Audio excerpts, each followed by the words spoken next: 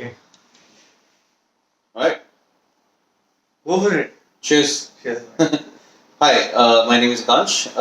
I'm currently working as an orthopedic registrar in Liverpool in UK. And hi, I'm Aditya. I'm working as a registrar in Manchester. Um, so the whole concept of this video came about when me and Aditya were having a coffee recently, and we've actually had quite a few people approach us about the program that we're doing here, which is the MCH from Edgell University, which is collaborated with the WWL Trust based out of Wrightington.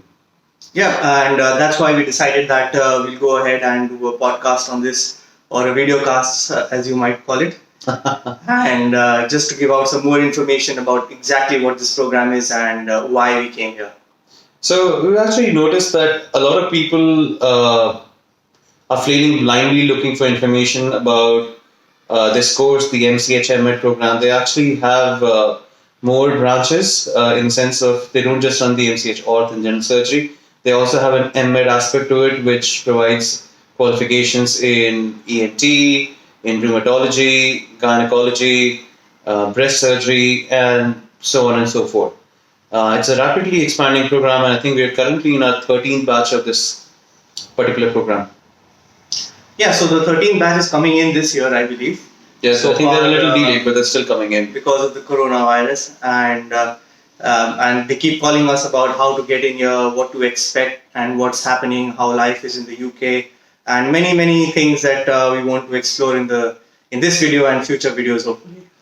So this whole idea of doing this is to take the information to the people rather than letting them flail blindly and look for information elsewhere.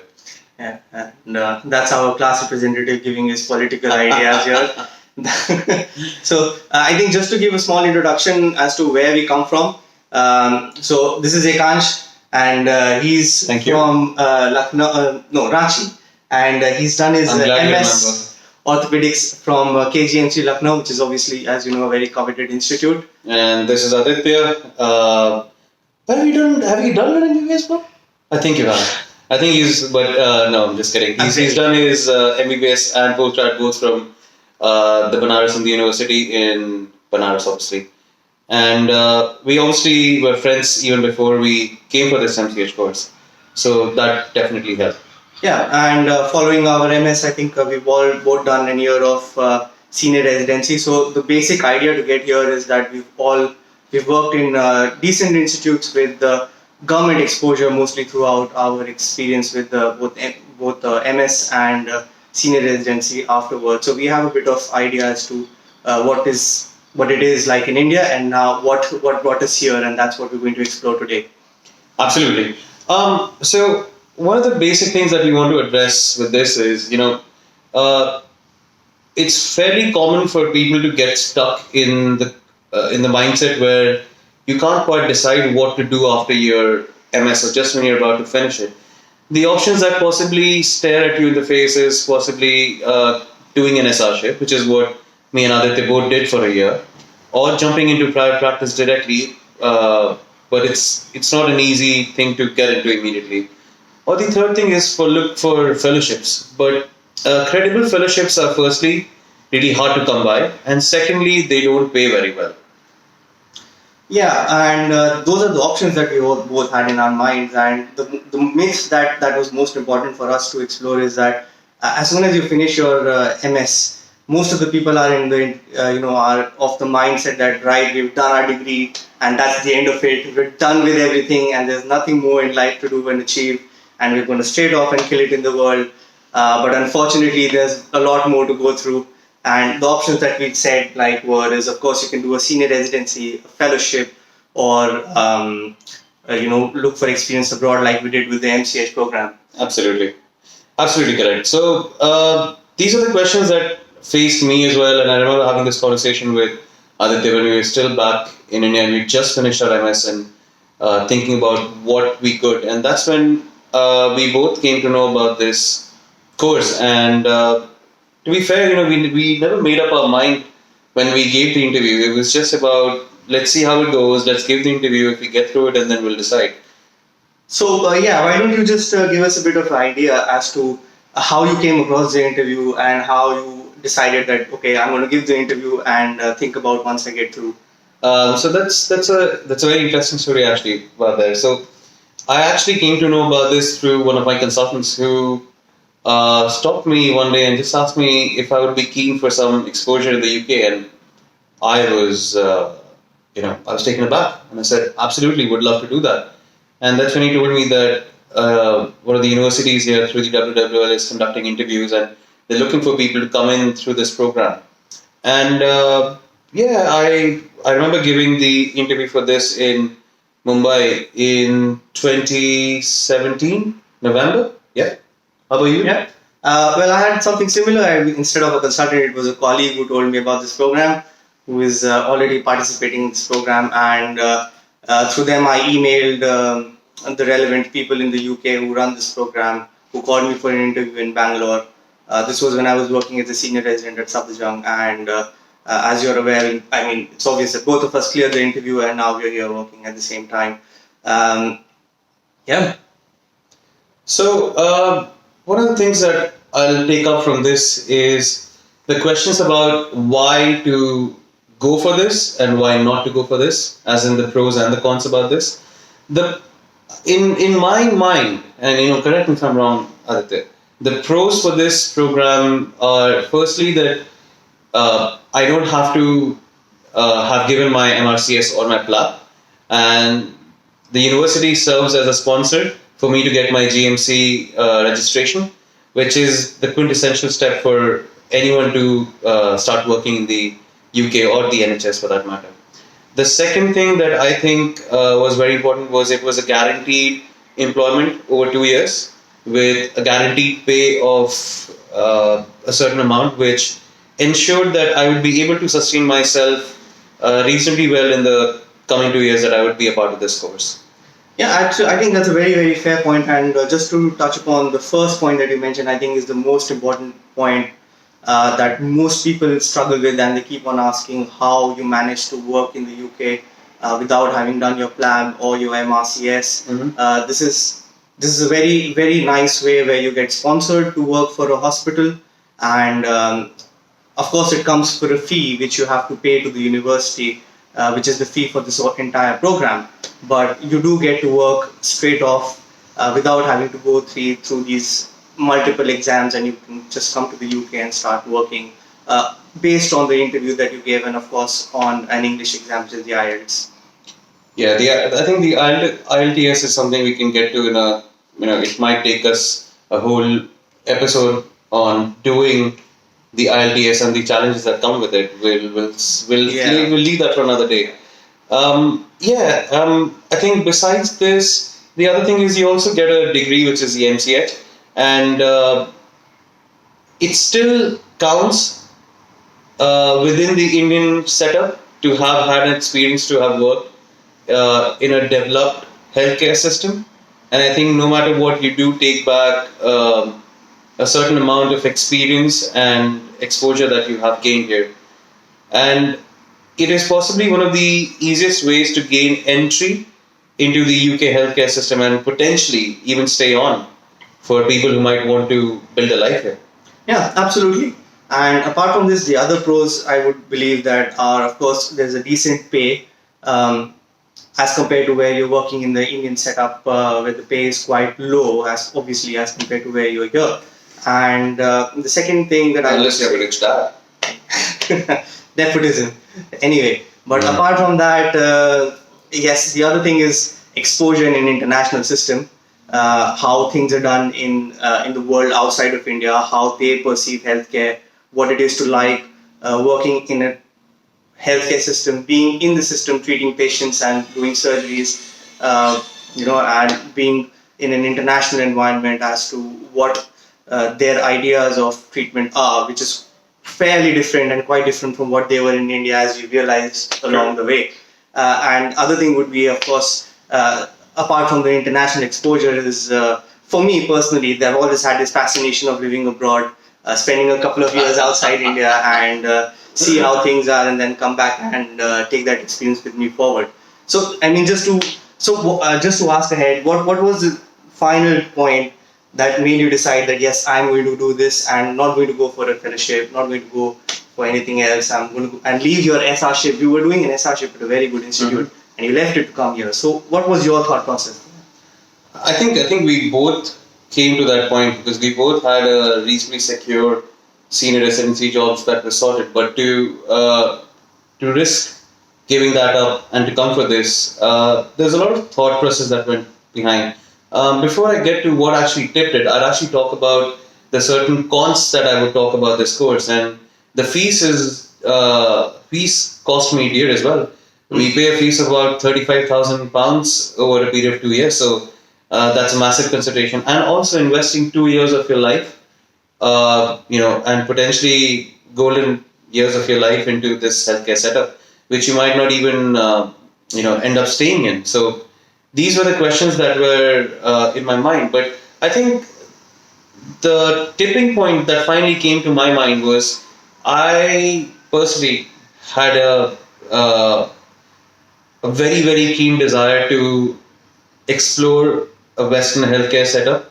Having worked in a government hospital during my MS, I was very, very thankful for the experiences I've had and all that I've learned from my peers and my colleagues and my bosses.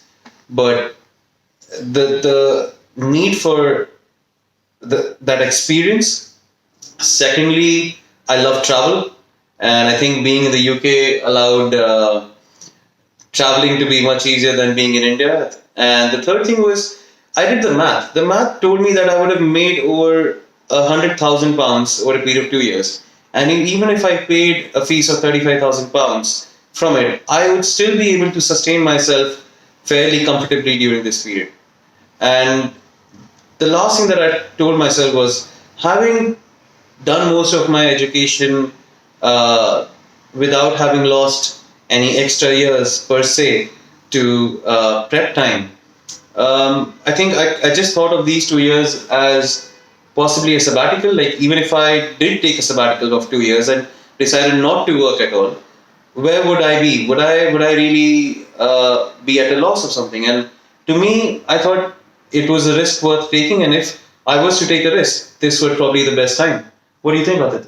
Yeah, absolutely. And I remember having the discussion with you before coming over here and talking about why we want to come and do this course. And this was one of the major reasons for me as well. Like I mentioned, there's opportunity to travel.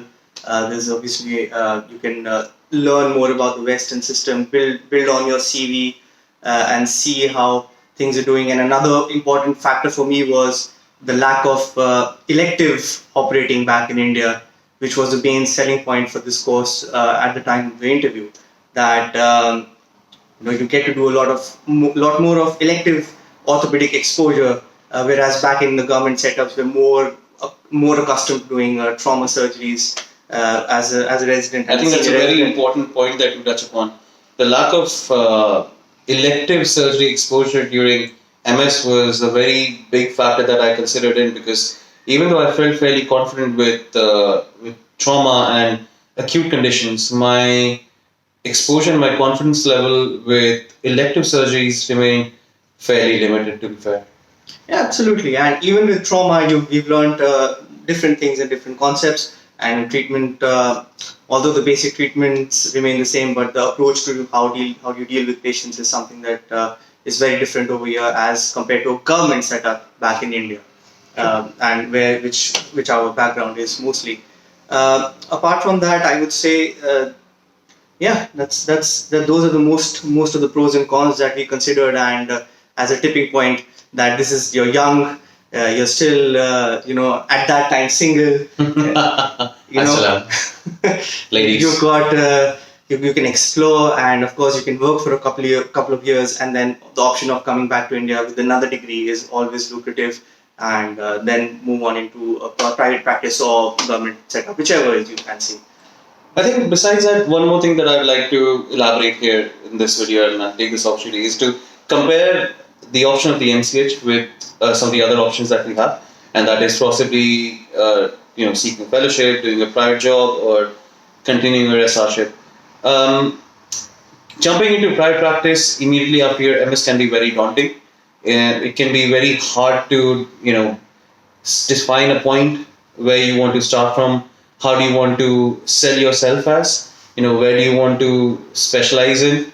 I mean, I know I struggle for it, and I think a lot of my friends that I speak to also weren't sure. And the other option of fellowships, it's very difficult to land credible fellowships immediately after your MS, because generally these fellowships look for people who had some previous experiences in that particular field, so that they can build on those fellowships, and which makes perfect sense now. But it's really hard to land any such fellowships immediately after the MS.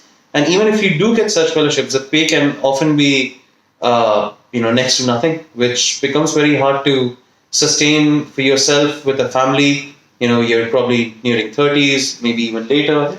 So Yeah, absolutely. I mean, if you go through the fellowship brochures and how much what they pay, they can be as low as 20,000, 25,000 a month in terms of rupees, and that's quite a low pay if you consider yourself a trained orthopedic surgeon, having done your MS, and you're working for peanuts, which is obviously is good for the exposure, maybe great for your learning experience and your surgical experience, but probably is not enough to sustain yourself as an individual, especially if you're moving cities and you have a family to support, and those things which can be quite daunting. Absolutely. very true. I think I've even heard of some fellowships in Mumbai paying as little as 10,000 rupees a month. I mean, to be fair, I think I'd even say an Uber driver probably makes more than that. And these are some of the points that played a significant part in me choosing for this course. Yeah. And I think if I am probably we both almost nearing the end of our MCH course, and this is something which a lot of people would say that if you probably went back in time and if you had a choice, would you still, knowing what we know today, would we still come for it? Aditya, what do you think? I'll let you go first. I still would, definitely. I've had the share of good and bad experiences, and of course we'll touch up on everything on more podcasts. But at this time, it's been a learning experience so far, definitely, and we'll see where it go ahead. And yeah, and what about you? I think definitely. If I go back and I had a chance to speak to my older self 2 years ago, I'd probably say go for it. The only thing that I would probably add for other people is, for someone who is possibly under pressure to sustain their parents or their family, or have certain commitments that they must tend to at their home in India, this course might not be the best way ahead, maybe, but for everyone else, it is definitely worth a proper thought. And I'd say, you'd want to find out as much as you can and decide for yourself. But for me, yes, I would definitely do it again. Definitely. All right. And I think on that note, I think we should end this one. Yeah, before people get bored. And we'll come up with another one with as to the details of what this program are. So we intend to make this a series of talks where we will touch upon different aspects from the interview of the MCH, stuff like how to do the IELTS and how we went about doing it, what are the challenges we faced, issues about moving to the UK and what are the challenges we faced, and what are the things that we could have done better. If there are anything that our viewers would like us to touch upon, please leave that in the comment section below, and we'll try and make a small video about it. Okay. All right. All Thank right. you so much. Bye bye.